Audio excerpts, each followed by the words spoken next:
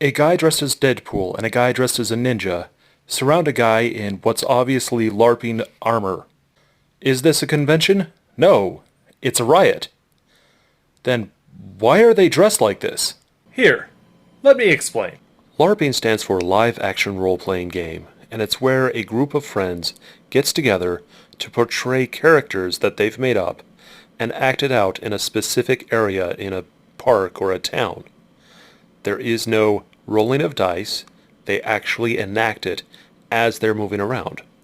A major influence in the LARPing community is a book called Dream Park by Larry Niven and Stephen Barnes.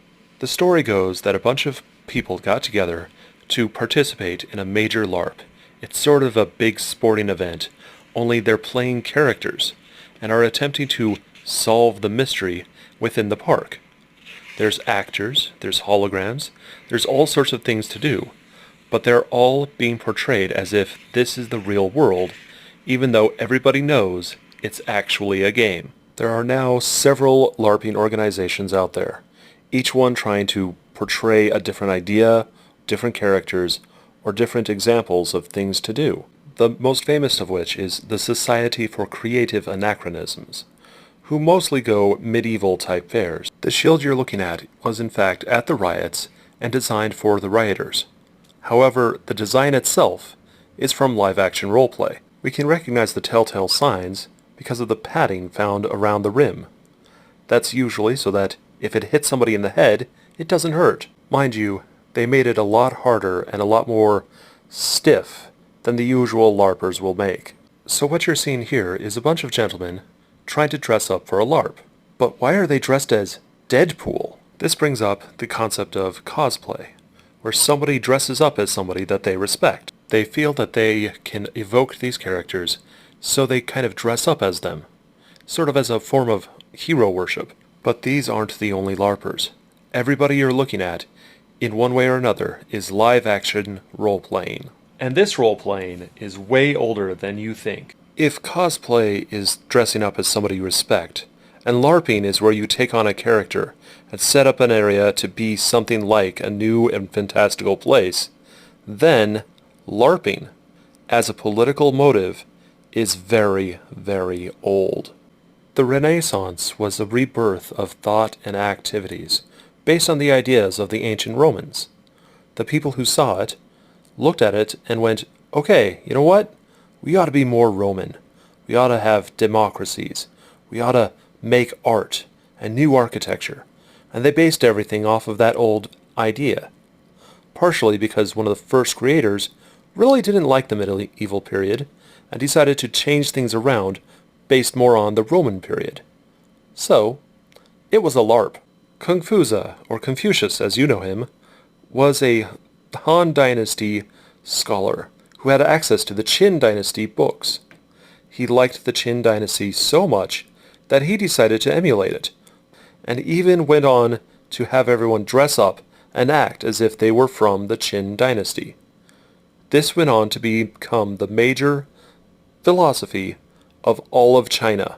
This picture of Mao Zedong as a scholar shows that the Qin Dynasty continued even into our modern age.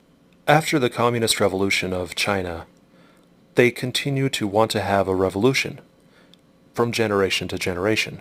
Unfortunately, there wasn't as much to do. However, this was promoted to the children, and they started to create organizations to become revolutionaries. This created the Red Guards. The revolutionaries used guerrilla warfare as a way to fight those they opposed. They couldn't really fight directly, so they would bomb and then leave.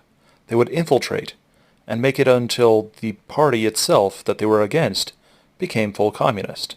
This became the ideology and philosophy for those who wanted to rebel against somebody and become more of a communist state.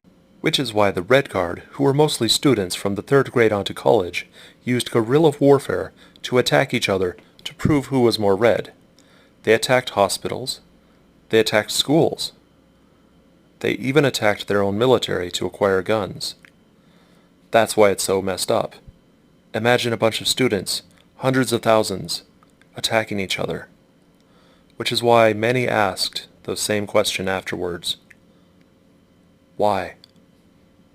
Now that we've set the stage for how LARPing works, you should know every country has had their own form of LARPing for revolution. During the Vietnam War, most of the students at universities didn't care about the war or were even for it, whereas the teachers, who had served in wars, were really against it. So they decided to teach the students how to rebel. To do this, they had to open up university areas to show people what rebellion was like and what they needed to do it. This went on from generation to generation into the form you see today. This is how Antifa comes in. They're just the next generation of protests. These are mostly college-age students being brought in by their teachers to show people how to rebel and how things should be done. And yes, there is a lot of socialism and communism promoted within it. Those were the best tactics, so they should be used. So what you're looking at is a bunch of live-action role players based on political ideology. They have their location, they have their ideology. Now they just need to dress and play as the characters. Thus it is just a LARP.